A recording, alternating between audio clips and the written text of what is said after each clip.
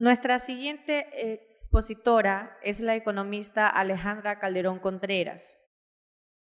Economista por la Pontificia Universidad Católica del Ecuador, máster en Desarrollo Rural de la Universidad Politécnica de Madrid, máster en Agronegocios de la Universidad de Melbourne, Australia.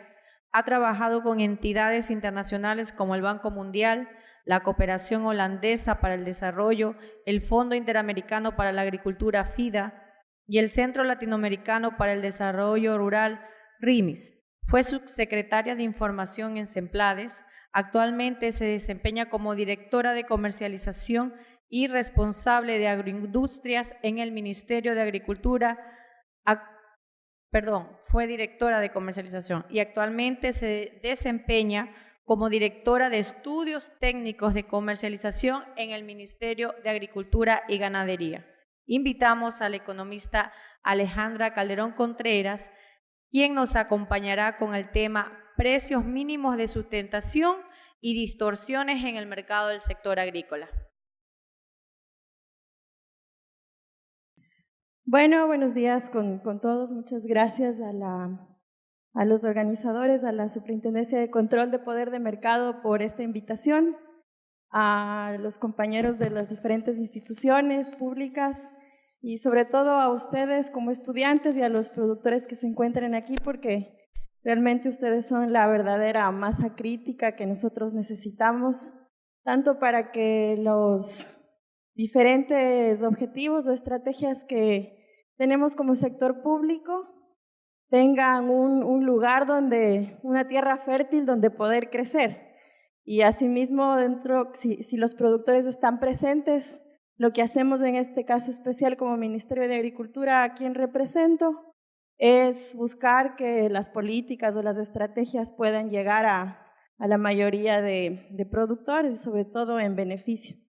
No siempre es tan fácil poder atender a todas las necesidades del sector agrícola por la cantidad de recursos que se necesita, pero de todas maneras buscamos las mejores líneas de trabajo, ¿no? Sobre todo aquí los estudiantes que están presentes, yo quisiera invitarles sobre todo a que se motiven, a que sean los futuros pensadores de la política agrícola, si es que hay personas aquí que están relacionadas con el sector, o también dentro de la economía agrícola es una rama muy importante, pueden irse por todo el tema del desarrollo rural, desarrollo social, los negocios agrícolas, del mercadeo agropecuario.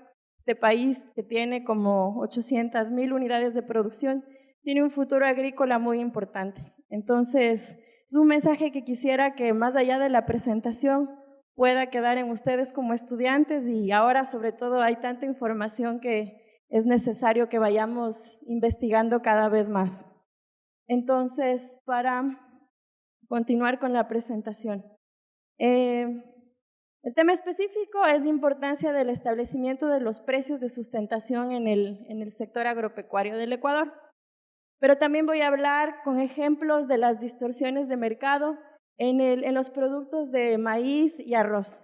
Sobre todo para esta provincia el maíz es sumamente importante, el maíz duro.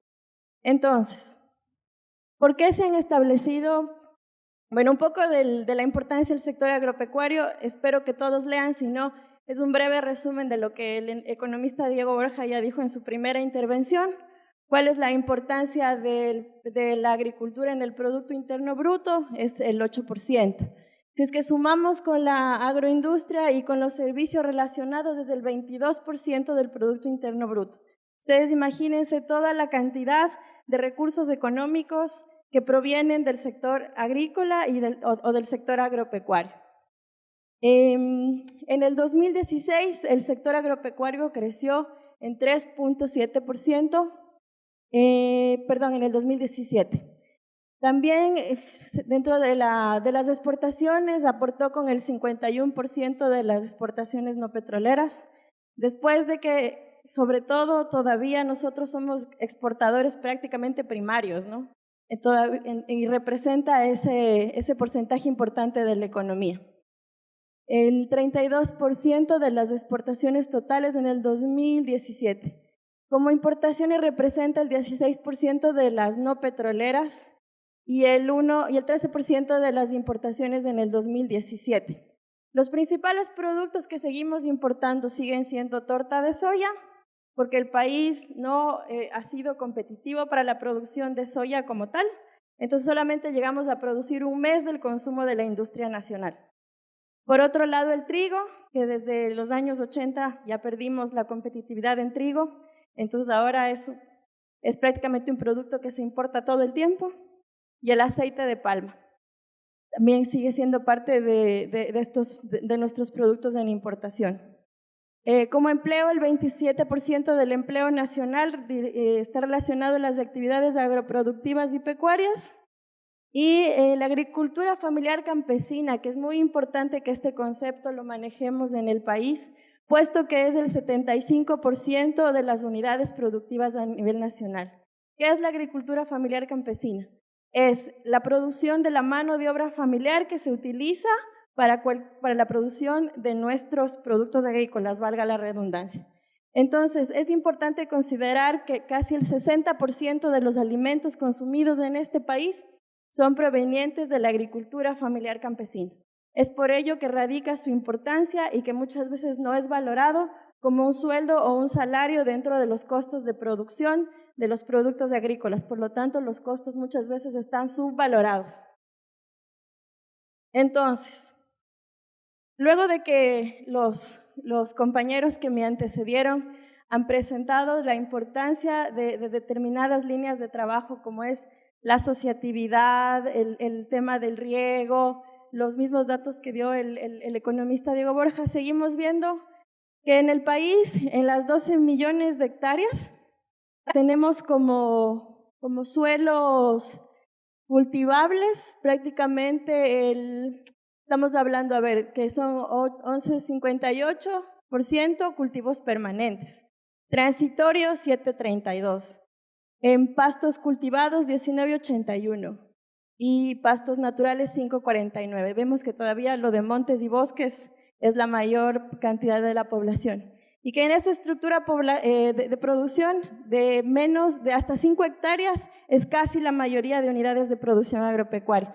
Por lo tanto, todas las políticas deben encaminarse realmente a esta producción, que es de pequeños productores que llegan a ser de hasta 10 hectáreas, de acuerdo a los cultivos, de la característica de los cultivos, y que son de agricultura familiar campesina. Entonces, el desafío que tenemos es inmenso, porque es casi un 41% todavía de la pobreza está referida a estos sectores, a los sectores rurales, como lo dijo el economista Borja al principio. Entonces, ¿por qué se han implementado los precios mínimos de sustentación? No sé si a todos les queda claro el concepto de estos precios mínimos de sustentación. Estos precios mínimos se plantearon con unos objetivos iniciales. No sé si cuando ustedes escuchan, sobre todo aquí en Manabí deben escuchar que el precio del maíz se fijó a tanto. Se fijó el año anterior a $14.90, que el precio del arroz estaba a $35. Entonces hay que preguntarse por qué. Esta determinación de los precios viene porque lo que se pretende es salvaguardar los intereses de los productores, buscando que los agricultores puedan cubrir sus costos de producción.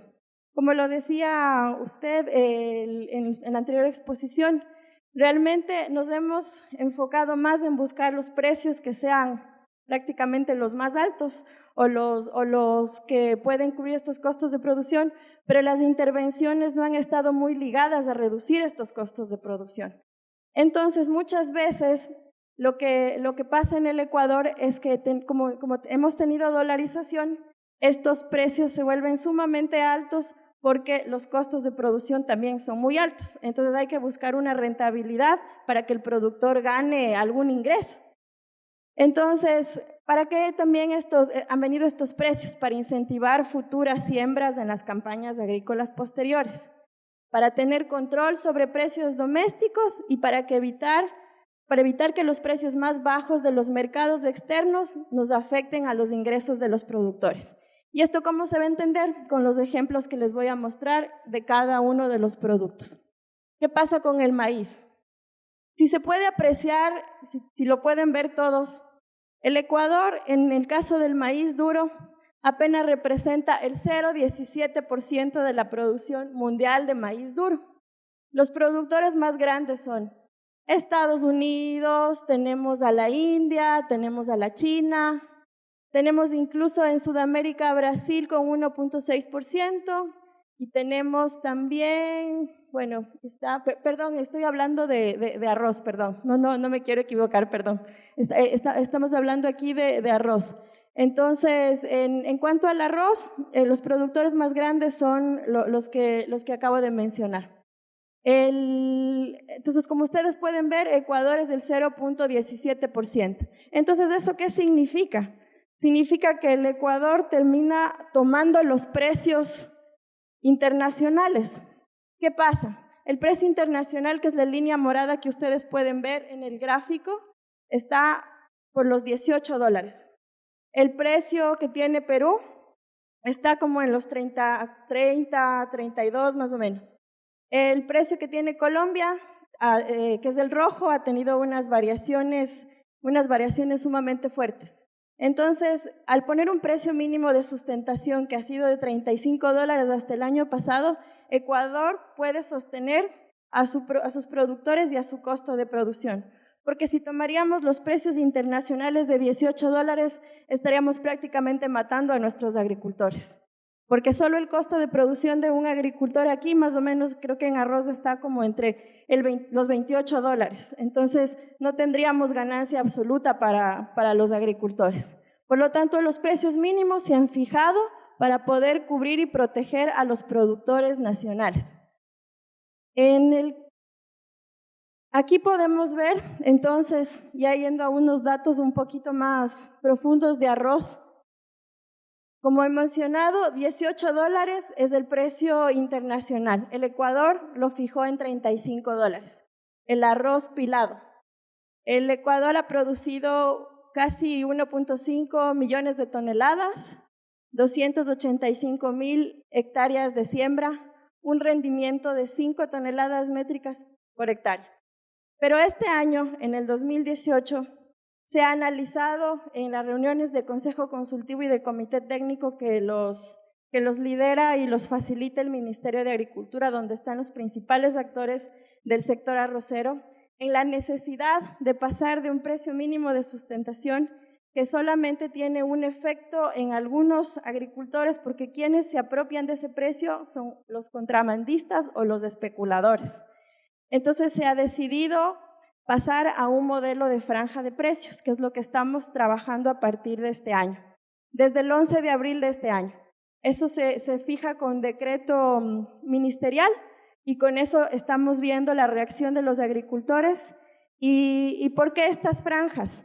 Porque tenemos un precio piso que nos va a ayudar a que el agricultor no pierda, porque el precio piso de este año fue 32,30. Si consideramos un costo de producción de unos $28, estamos sosteniendo al agricultor, y un precio techo de 35,50 para que no haya una excesiva especulación. Entonces, esto es lo que se está manejando este año, y ya vamos a ver por qué pasar de los precios mínimos, que también han sido precios políticos. Queremos pasar a un modelo más de mercado, donde la oferta y demanda sea la que determine el valor de estos precios.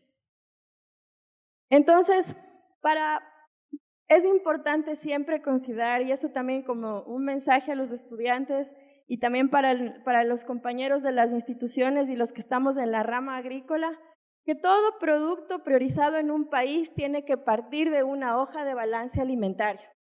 Es importante saber cuánto se produce en el país y cuánto se consume en el país. Y si tenemos la posibilidad de exportar, y si es que no tenemos suficiente producción, ¿cuándo debemos importar? Eso es muy importante para la toma de decisiones en política pública y para todo lo que tengamos que hacer a nivel de fomentar la producción o no fomentar la producción. En el caso del arroz, ¿qué ha pasado? Hemos tenido inventarios iniciales de 92,000 toneladas prácticamente. Con la superficie sembrada, la producción y la transformación al arroz pilado, y unas pocas importaciones, porque no se contabiliza aquí el contrabando, tenemos una oferta total de 883,000. Si consideramos una demanda doméstica de alrededor de 72,000 toneladas, con exportaciones que van ya por los 16,000 toneladas, tenemos una demanda de 872,000. Vemos que en arroz tenemos un excedente, hemos tenido un excedente, que justamente la evacuación de esos excedentes en cierto momento nos ha producido problemas, porque nuestro arroz es caro y exportar el arroz ecuatoriano es complicado. Cuando los precios internacionales que vimos en los gráficos anteriores son más bajos, exportar el arroz ecuatoriano se convierte en un desafío. Entonces, por esto es muy importante para la planificación agrícola tener información y saber cuánto mismo es lo que se demanda y cuánto mismo debemos producir. No se tiene que fomentar por fomentar los productos, se tiene que saber cuál va a ser nuestra demanda y a dónde se va a ir, y si es que sobre todo tenemos la posibilidad de exportar con los precios altos que tiene este país. Entonces, este es un ejercicio que es muy importante de considerarlo a la hora de saber cuánto se puede fomentar, porque si se fomenta demasiado, los precios caen. Por más que pongamos precios de sustentación o fijemos franjas, si hay un excedente, la gente se va a quedar con el arroz embodegado.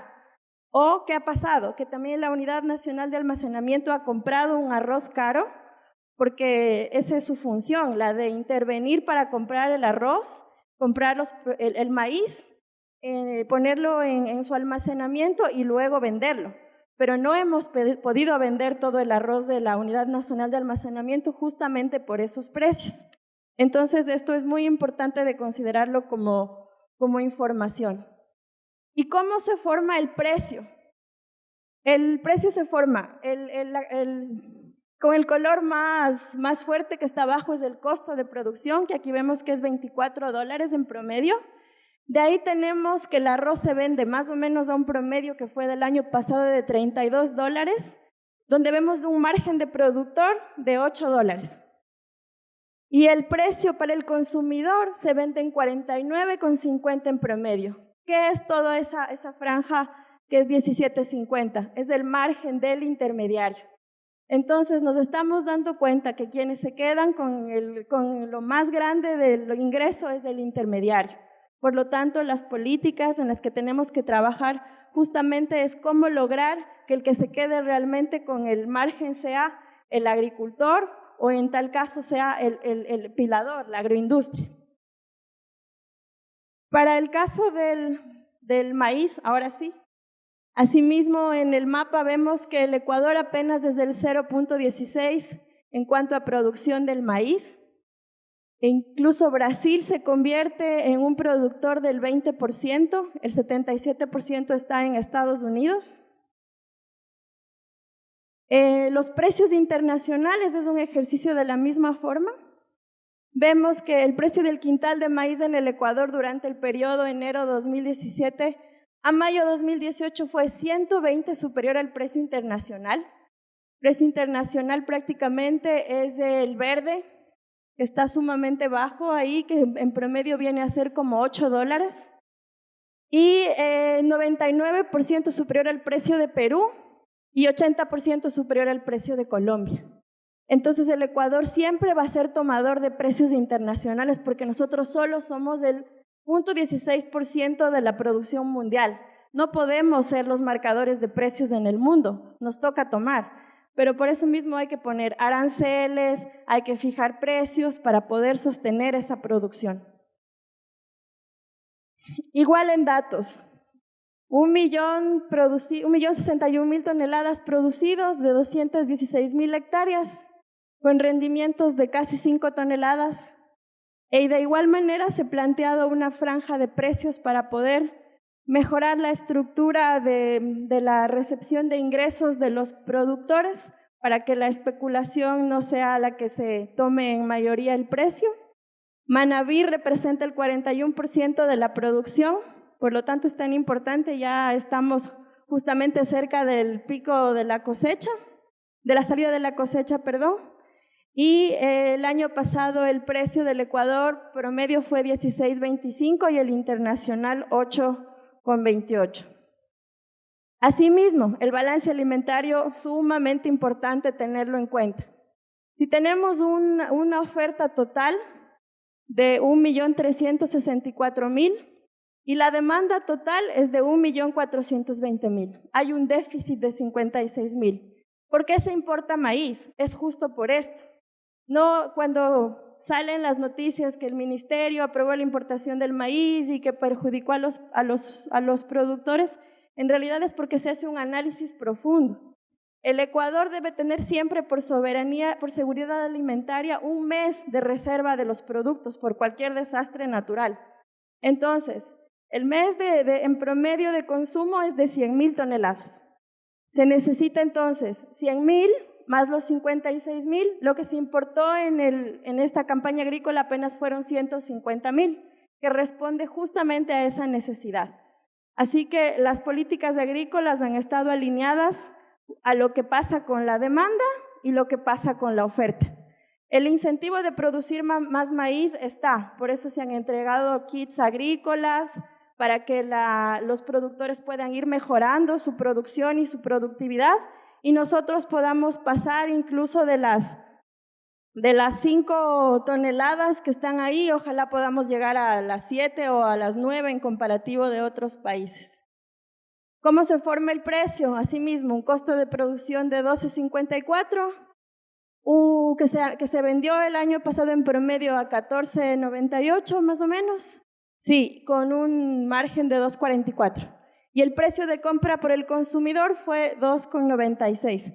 Hemos visto en este caso que prácticamente los productores sí han podido vender en su mayoría a las agroindustrias. Y estos son los productos que, bueno, no se ve muy bien, pero les voy a leer. Estos son los productos agrícolas que todavía tienen precios mínimos de sustentación hasta la fecha. El arroz y el maíz duro ya tienen franjas, pero todavía tienen precio de sustentación. La caña de azúcar, el maíz suave seco, el plátano, el banano, la soya, el café robusta, la naranja, el algodón, la quinoa, el trigo, la cebada y la leche. Todos tienen una normativa jurídica de cuándo fueron puestos como precios mínimos de sustentación, cuáles son los precios y cuál es la unidad de medida en la que se maneja, por quintal, por ciento, por unidades. Y entonces, finalmente, indicarles que por qué el ministerio está planteando un cambio de modelo de precios mínimos de sustentación. En este caso nos hemos ido alineando hacia unas franjas de precios. ¿Por qué? Porque la franja tiene un precio piso y un precio techo. Como les había dicho, un precio piso asegura que el agricultor al menos va a cubrir sus costos de producción. Y un precio techo también evita la excesiva especulación, porque también hay que tener cuidado con los agricultores, bueno, no tanto los agricultores, sino los comerciantes, que se guardan el maíz esperando a que ya escasee y vender a $25, lo cual tampoco es justo, porque el maíz es parte de una cadena alimenticia muy importante que es la de proteína animal. Como ustedes pueden ver, el precio del pollo también se ha desplomado, porque también hay contrabando de pollo. Si es que para los productores de pollo o de cerdo tienen una materia prima del maíz sumamente cara, tampoco somos competitivos. Y por eso entran los cerdos o los pollos de contrabando y nos siguen ganando la apuesta, nos siguen ganando a la producción ecuatoriana. Estos mecanismos de precios son propuestos en los consejos consultivos, que son espacios donde están los diferentes representantes de los gremios de productores y la agroindustria que va a comprarles la producción nacional. El objetivo es comprar y vender a lo justo y a lo legal con las franjas de precios. Hay una mayor flexibilidad para negociar entre el productor y los compradores. Para tener un mejor precio se necesita lograr un buen nivel de calidad del producto. Eso sí es una cuestión de trabajar, que los agricultores, que las asociaciones también se esfuercen con el apoyo de las instituciones en tener una mejor calidad de producto y unos mejores costos de producción. Los precios reales de arroz y maíz no los pone el Ecuador. Como ya vimos, los precios los pone el mercado internacional. Nosotros somos chiquititos en la producción, por lo tanto, los precios que nos pueden entrar sin tener aranceles o sin haber puesto estas franjas nos pueden destrozar a nivel de la producción nacional. Como decía en la primera exposición el economista Borja, si nosotros ya llegáramos a firmar un tratado de libre comercio, las consecuencias es que nos ingresen los productos sumamente baratos y nos podemos acabar. Realmente la producción nacional se termina. ¿Perdón? Claro, simplemente la producción se acaba. Ecuador tiene precios políticos, que son los de sustentación, que en su momento, en sus objetivos iniciales, tenían una funcionalidad, la de cubrirle al productor. Sin embargo, ya con el tiempo no son tan sostenibles, porque los que más se han beneficiado de estos precios sí han sido intermediarios o han sido especuladores. Entonces, eso hay que tenerlo muy en cuenta para los otros precios de los otros productos que todavía mantienen el precio mínimo de sustentación. Repito, el precio piso, que aún en las peores condiciones asegura cierta ganancia o una protección para el agricultor. El precio techo es un precio máximo para que los especuladores no se aprovechen y para que los contrabandistas se desanimen. Y la franja de precios permite que todos los actores de la cadena, productores, intermediarios, en tal caso los intermediarios también son importantes en ciertas partes de la cadena productiva, exportadores, vendedores ganen de forma razonable. Entonces, con eso concluyo, pero sobre todo con el mensaje importante de que los precios, como los pudieron ver, nos vienen del mercado internacional. Nosotros como Ecuador sí tenemos que hacer mayores esfuerzos y mayores intervenciones en trabajar en la parte productiva, en los costos de producción. Por lo tanto, la investigación, la academia, lo que hagamos como política pública tiene que estar enfocado en mejorar producción, productividad, calidad.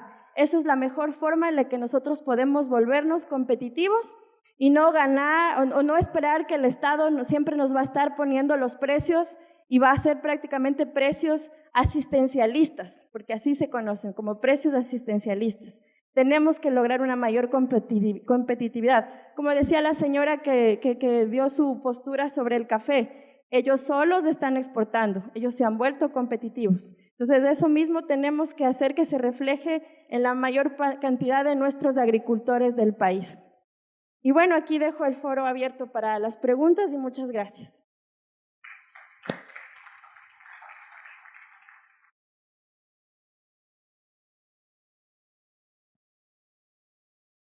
Para las personas que deseen hacer preguntas, por favor, me ayudan con los micrófonos.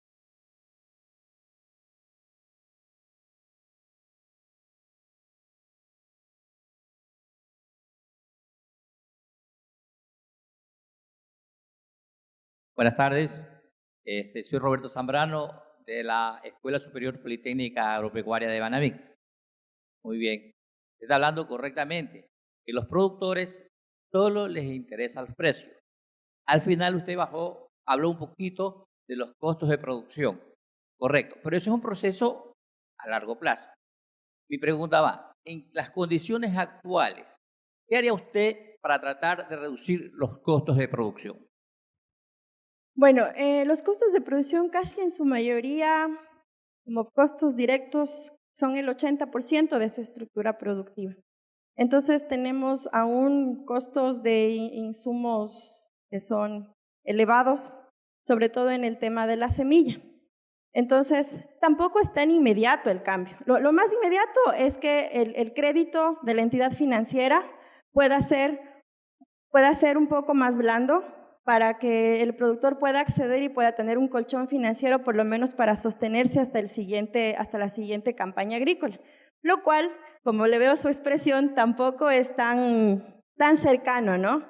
Sin embargo, sobre todo en estos dos productos, lo que sí ha hecho el gobierno, y eso como lo conocen bien desde el 2013, está el programa el proyecto de semillas, donde se entrega a los kits agrícolas con un subsidio del Estado para que el productor sobre todo no es que se acostumbre a recibir siempre esa ayuda del kit más barato, sino que se adapte y reciba la asistencia técnica para que sepa cómo usar mejor los insumos que existen en el mercado.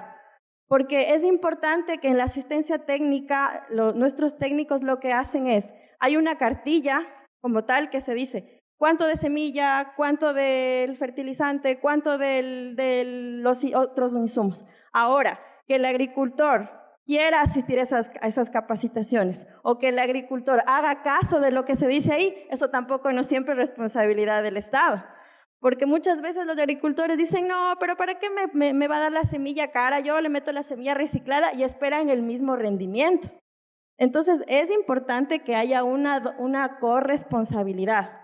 Si actualmente el Estado sigue siendo un proyecto bastante costoso, entrega 22,000 kits de arroz y 80,000 kits de maíz duro, es para que el productor pueda ir encaminando su conocimiento y sabiendo que no todos los años va a volver a recibir, pero puede él mismo irse formando en saber cómo mejorar su productividad. Como le digo, de ahí a que decida usar la semilla mala o que ya no quiera hacer caso, eso también es costoso para nosotros. Eso en primera instancia. Y de ahí también el trabajo es fuerte y realmente sí se necesita recursos en cuanto a mejorar la investigación, al trabajo con el INEAP. Ese es un desafío sumamente grande porque el tema de abrir nuevas variedades de semillas es muy necesario. Por ejemplo, en el caso del arroz, la semilla cristalina y de grano largo es la que se necesita, pero todavía no están liberadas y están siendo probadas. Entonces, eso es de lo que estamos tratando de intervenir en cuanto a costos. Más lo que mencionaba el compañero de la exposición anterior, lo del tema de riego, o sea, hay varias cosas en las que sí todavía es un desafío trabajar, pero principalmente ahora nos hemos enfocado en el tema de los kits agrícolas.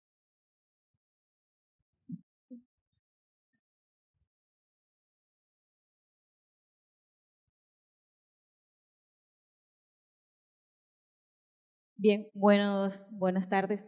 Quizás usted tocó un tema muy importante que son los famosos kits agrícolas. Trabajo en el INEAP y una de las mesas de trabajo que siempre se ha tenido con el agricultor es que justamente esos precios altos que se tienen en los costos de producción es debido a esos kits agrícolas que ofrecen con unas cantidades muy altas de los costos de semilla. El INEAP produce semilla, las entrega y muchas veces tocó entregarla a la UNA. Pero los agricultores nos preguntan, ¿dónde está esa semilla en los kits? Y ahí la gran pregunta, como dicen, ¿dónde está la plata? Nadie sabe dónde está la semilla. Porque, o sea, ¿dónde interviene entonces el Ministerio de Agricultura para que esa semilla, mire, la semilla que produce el INEAP es manejada aquí en la zona, adaptada a la zona, bajo las condiciones de la zona de Manabí. La semilla que viene de otras empresas, vienen de Estados Unidos bajo otras condiciones, un paquete tecnológico altísimo en cuanto a fertilizantes. No se adapta muchas veces a nuestras condiciones, pero eso es lo que viene en los kits.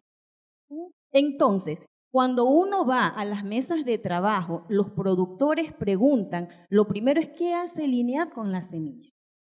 Y ahí nosotros decimos, sí, la hemos entregado, pero el Ministerio de Agricultura, ¿qué está haciendo realmente para que dentro de esos kits pueda ir esa semilla? La idea es que nosotros decimos, bueno, entonces que el agricultor vaya al INEAP y compre su propia semilla. Los paquetes tecnológicos son mucho menores que les va a reducir todo un costo de producción, porque las tecnologías generadas son para el pequeño y mediano agricultor con costos accesibles para que él pueda tener una mejor rentabilidad y utilidad. Bueno, yo tengo entendido que, bueno, nosotros más bien siempre deberíamos trabajar en conjunto, ¿no? O sea, la información del INEAP debería generalmente ser enviada a tiempo al ministerio para que estas cosas no pasen. Entonces, creo que la comunicación entre las autoridades más altas siempre debería ser más fluida porque prácticamente no es un espacio en el que yo le puedo dar esa respuesta, sino a nivel de las altas autoridades. La verdad es que creo que es importante que siempre la comunicación entre las entidades adscritas al ministerio, incluso más aún las que están a nivel provincial, sea enviada a tiempo y sea enviada por comunicación formal. Porque si no, luego en planta central, los técnicos que trabajan en Plan Semillas también muchas veces no conocen o desconocen, o bueno, como no trabajo en ese proyecto, no estoy segura de cuánta información reciben de retroalimentación sobre lo que usted está mencionando. Entonces, más bien creo que sería importante marcar esas alertas lo más pronto posible, si no las saben ya. O sea, en eso sí, además como los entrecambios de autoridades, que han sido en muy corto tiempo, 3 autoridades, hasta que se entienda el modelo de gestión, hasta que se lo renueve, hasta que vuelva a aprobarse, siempre hay un periodo de transición y eso lamentablemente nos trae un costo, sobre todo a los agricultores. Eso le puedo mencionar. Buenas tardes. Sí, buenas tardes. Te saluda Ricardo Zamora de la Politécnica de Manabí.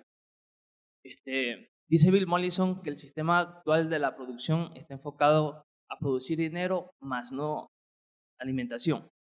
De acuerdo a lo que se ha hecho y se han estudiado, usted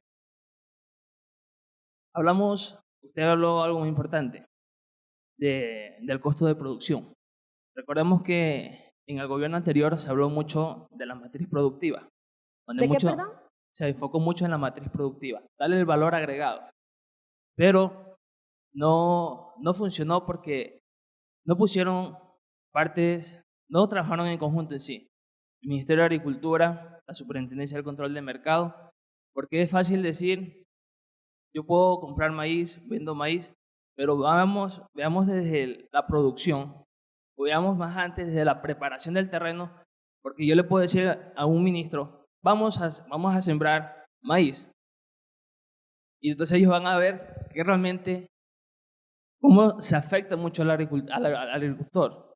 Principalmente, ahorita estoy trabajando en muchas comunidades y dicen los agricultores, nadie se acerca a decirnos por lo menos aquí hay algo, ni en la parte de la asesoría técnica.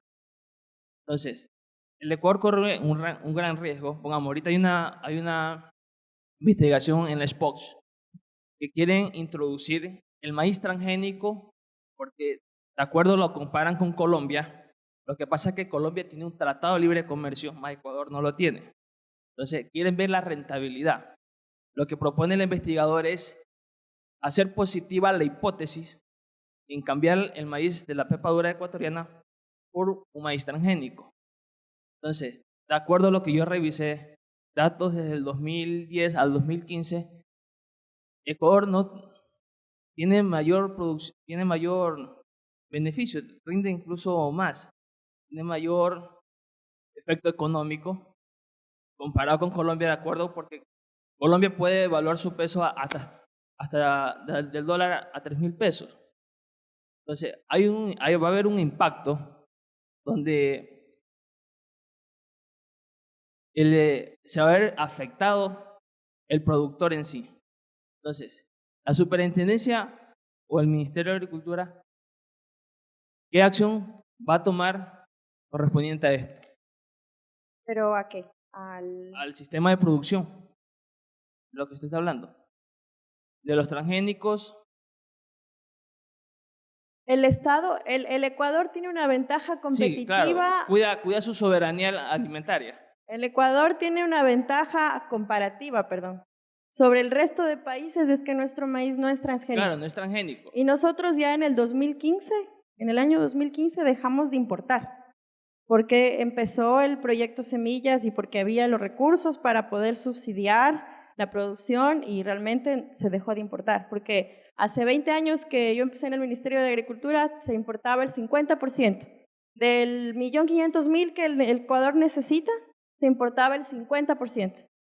Hoy en día se importan 150.000 toneladas, de 1.500.000 es del 10%. Entonces estamos hablando que hay todavía una pequeña, sí, 10% sigue siendo una pequeña porción del maíz que se está importando.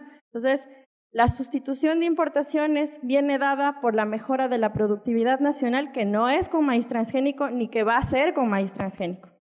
Entonces nosotros nos vamos a mantener en esa posición, porque esa sí es una ventaja comparativa a nivel del mundo. Y por ende, por ejemplo, cuando Colombia firmó el Tratado de Libre Comercio, bueno, en el tema de maíz no se ve tanto el impacto, pero sí en arroz. ¿Cómo han variado sus precios? Colombia ya es un tomador de lo que le venda a Estados Unidos. Nosotros todavía podemos precautelar la producción nacional, porque si no, como decía el señor, nos entra un maíz de $6 y un arroz de 15 o 18, y con eso nos quedamos hasta ahí. ¿Sí? ¿Alguien más?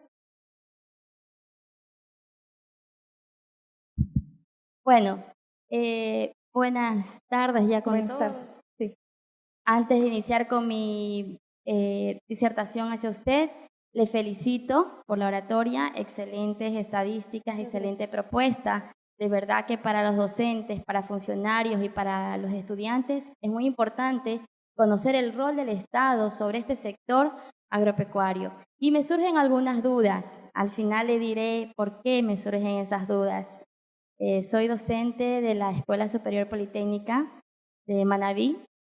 Estoy con un grupo de estudiantes y creo, tomando sus palabras, los docentes somos los que formamos a esa masa crítica que requiere el Estado. Por tanto, en las aulas ya el actual docente es el que hace de las aulas un laboratorio de conocimiento para que el Estado también participe de ese conocimiento y se generen buenas propuestas. Es así que tengo dos inquietudes respecto a su presentación y además tengo una propuesta para que la consideren como entidad rectora al sector.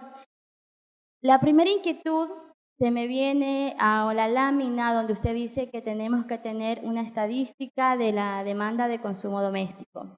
Sin embargo, me sorprende la cifra y sí quisiera que usted me ayude en base a qué la entidad rectora tiene esa cifra estipulada de 71.000 y algo más sobre una demanda de consumo doméstico respecto a los 14 millones ecuatorianos, si no me deja mal la cifra, y respecto a la tasa que tiene la empresa privada, o forma parte también de la empresa privada, del consumo diario que tiene por familia en el tema del arroz. La segunda pregunta es, ¿cómo ustedes tienen aquellos registros del consumo? ¿Qué tipo de estadísticas están teniendo para el registro de consumo doméstico en base al arroz? Eso que nos permite a los productores pequeños, medianos y grandes saber cuál es nuestro piso para nosotros empezar a producir. Ahora, tomando también una de sus palabras al final, y una de las excelentes propuestas es el mejoramiento de la calidad. ¿Cómo podemos mejorar esa calidad? Solamente cuando nos especializamos en una oferta. Y para especializarnos en la oferta, retorno a la lámina donde usted indica el 75% de aquellas familias que se encuentran en el sector productivo, ¿no? Agricultura familiar. Y es allí donde me surgen, revisando la política pública de los 10 años que terminamos y ahora la política pública que tiene el actual gobierno, y todos se enfocan exactamente a resaltar esa equidad de género, a resaltar el núcleo de producción familiar, porque recordemos que la familia pues es el centro de la sociedad, de allí se forma la sociedad. Pero veo también que el Estado trabaja mucho en emprendimiento y se articulan diferentes instituciones. Es así que las instituciones financieras también bajan sus tasas para aportar a los pequeños productores. Sin embargo, me surge una duda. ¿Por qué no podemos nosotros todavía como Estado seguir reduciendo esa pobreza que tenemos en el sector rural del 41% y no tomamos a ese 75%? ¿Por qué no creamos como una política pública más allá del emprendimiento, que es excelente y estamos en la corriente latinoamericana y mundial, sino que también este 75% se forme en pequeños productores? Que como Estado existe una política rectora de armar clúster, lo que tiene al sur Argentina, armar clúster de especialización por cada sector productivo, que cada uno sea transversal con los otros sistemas productivos y que este 75% de familias formen parte ya de ese formalismo de la población económicamente activa. que ya nosotros como la academia nos vinculemos directamente con participación directa del Estado y no solamente como Rectoría de Educación Superior, sino que en esa política pública se considere aquella institución educativa con financiamiento. Creo yo que aquí tengo varios compañeros docentes y sucede que sale a veces de nuestro bolsillo y de la misma institución de autogestión formar esa vinculación, proyectos de autogestión, y no tenemos la política rectora. Entonces, como ministerio sí sería muy interesante que para empezar a reducir esa brecha de pobreza, que ya la hemos reducido, para poder incentivar que la agricultura familiar se considere productor pymes y quiera acceder a ser gran empresario, pues existe aquella política rectora que nos permita a todos los actores, sociedad, Estado y comunidad, participar con la inversión privada que nos permita a nosotros mejorar el desarrollo social y económico de estas bases, porque esa es la mayoría de nuestro país y es ahí donde está la seguridad alimentaria, en toda esa producción. Y ahora le digo por qué esa inquietud del arroz. También soy pequeña empresaria, tengo arroz, una empresa familiar de arroz, y le cuento que nosotros abastecemos a 575 familias semanales, 150 quintales semanales. Por tanto, me sorprende mucho la cifra de los 75.000 que se refleja en un consumo doméstico, y quisiera que usted me ayude con esa inquietud. Gracias. Sí, listo, gracias. Bueno, son varias preguntas y varias tareas que nos pone. Bueno, nosotros siempre estamos dentro del marco del Consejo Consultivo, y sí es importante también mencionarlo, porque mientras más transparentes seamos en estos espacios, mejor se puede trabajar. Todavía como instituciones públicas realmente no tenemos los levantamientos de información que esperaríamos. Como todos conocemos las cifras, especialmente las de producciones, que de igual forma expuso al principio el economista Borja, que de hecho se fue, y que me hubiera gustado que empatemos la información. Estas cifras son del Censo Agropecuario del año 2000. Entonces, el Estado como tal, lamentablemente, no ha puesto como una prioridad el levantamiento de información agrícola. Y eso ya no es de ahora, eso son de casi 20 años atrás. Entonces, la información que se va actualizando, por decirlo de una manera profesional, la vamos recogiendo tanto de los gremios privados, como en este caso es Corpcom y Corno Arroz. Y en el caso del maíz duro, también es del Cormaíz, que es asimismo de los gremios de agricultores, de las direcciones provinciales y de algunas estimaciones de siembras y de cosechas que podemos hacer en cuanto a producción. En cuanto al consumo, de la misma formación con los gremios y algunas estadísticas que podemos sacar con el Ministerio de Salud. O sea, eso sí es un hueco, que no necesariamente siempre va a estar lo mejor actualizado, pero lo importante sí, ahí sí más bien le retribuyo, es que si es que la academia nos puede ayudar a resolver estos problemas de información, podamos trabajar en conjunto. La academia y el sector privado, ¿no? Entonces, eso para dar respuesta a la parte de información. Todo viene de estar sondeando, en los consejos consultivos preguntar, levantar la información que está a nuestro alcance para poder poner esa cifra ahí. Y en cuanto a las otras preguntas sobre cómo podemos asimismo alinearnos con la academia, las puertas están abiertas para poder trabajar. De hecho, en el área en la que yo dirijo, que es Estudios Técnicos Agrícolas, ya estamos haciendo un convenio con la Universidad Central, con la ESPE, para que los estudiantes puedan hacer tesis de estos temas. Entonces también, si de la misma manera podríamos tener una alianza o que podríamos hacer levantamientos de información en conjunto, todo es bienvenido. Todo es bienvenido. Yo que estoy justo en esta área, que la necesidad de tener información agrícola para mí es, creo que el dolor de cabeza de todos los días, la necesidad de juntarnos con la academia es trascendental. Entonces, más bien como investigadores y docentes, y de mi caso también como mi afinidad y mi pasión es la investigación, entonces podríamos estar conversando, ¿no? ¿De ahí algo más que todavía le deba de respuesta? Sí. Sí, ¿alguien más? Bueno, muy interesante la intervención de la economista Alejandra Calderón Contreras. Agradecemos su participación, quien estuvo ya en esta tarde con el tema precios mínimos de sustentación y distorsiones en el mercado del sector agrícola.